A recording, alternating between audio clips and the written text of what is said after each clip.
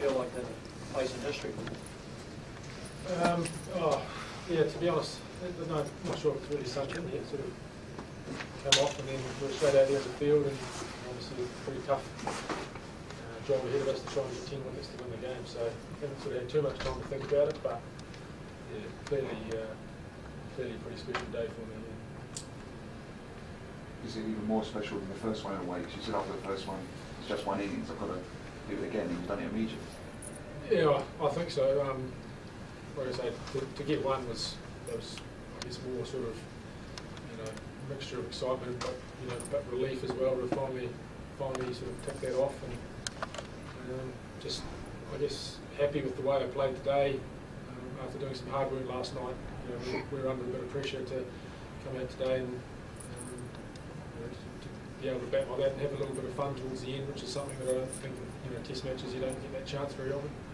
You batted like a liberated man in a way today, almost as though you knew you could do it now, and let's go out and play the way that I have played in domestic cricket, where everybody says that. Yeah, I mean, like I say, I guess the situation of the game helped. I mean, it's probably a bit tougher to play like that on day one. Yeah. You have one straight up in the air and you sort of get castigated for it. But yeah, it was nice. Like I say, it was just nice to show a few people probably that don't watch a lot of domestic cricket, I guess, that I can bat like that and to just adapt to the situation if you like. What about the proverb about London buses, about the wait ages of one and then two coming on at once? Yeah, I had heard that one before. Probably wrote it. Yeah, so like I say, it was, I guess whenever you get 100, it's the sort of thing you always sort of tell yourself, that was great, but you've got to back it up with another one. So it doesn't always work out like that. Very seldom works out like that as a batter. So yeah, I guess it was nice to be able to do the job again for the team. Did you notice a difference in the way the potency of the England attack from the first innings compared to the second innings? There's a bit of talk about almost how hard it is being for the bowlers and maybe suffering from fatigue. Did you sense that at all? Oh, I'm sure they probably did get tired, just like our bowlers. Get tired the longer they're out there as well. And I think probably after we batted for I guess maybe an hour this morning, when they sort of didn't get those early breakthroughs that would have kept them, I guess, right in the game. And that's when we know ourselves. That's when it gets tough as a fielding team when you're, I guess, essentially just waiting for the other team to declare. So it was good that we could, knock up as many runs as we could and get them in with enough time to get the 4 wickets that we did. And 100 is a massive, 200 is a massive achievement, but I guess you want to finish the job now tomorrow, don't you? Oh yeah. I'd gladly give back gladly give back the hundreds to get a win. We haven't had many Test wins over England, let alone series wins. So all the guys, we're hugely delighted with how the day's finished. But yeah, there's still 6 more wickets to get. And the English aren't going to just hand them over to us. How crucial those last 2 ones, Pete? Well, I think the third one, Alistair Cook, was definitely a massive one. We all know that he can bat for a long period of time.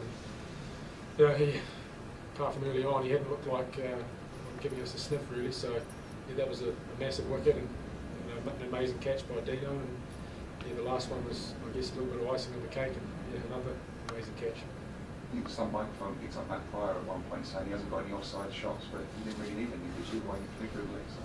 Well, I'd like to, I guess everyone would like to be able to score to all parts of the ground, but just got to make do with what you've got. And I can play through the offside, but I guess I've been already been out 3 times trying to play through the offside early in the series. It's probably a little bit silly to keep trying to flog a dead horse. So it was nice once I got myself in to play a few through the offside. And yeah, at the end of the day, I'm not really too bothered where they come or what direction they go in, so long as they get them. Is there a feeling even with 6 as well?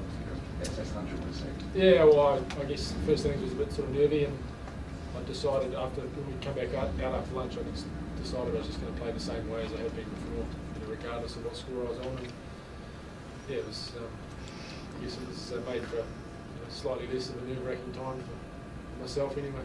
Is there a feeling in the New Zealand dressing room that England underestimated you at all in this series, and would it make a victory all the sweeter?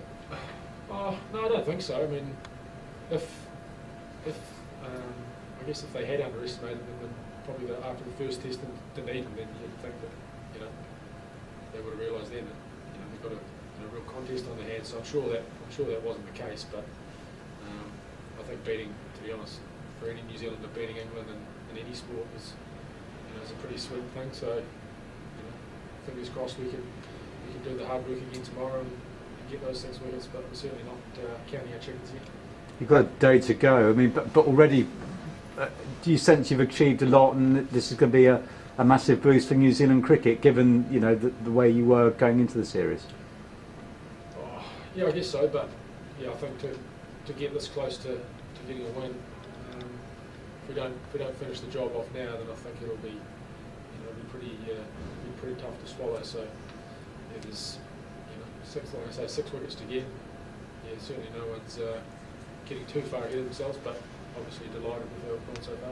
Peter, how sweet would it be, given we haven't beaten England since '99 and only 4 times, and haven't beaten a major nation since 2006? I mean, how good would it be to knock that particular stat off? Yeah. Like I say, it would be you know, a massive thing for New Zealand cricket. But we'll just have to wait and see how the day pans out. Do you follow the Prime Minister on Twitter?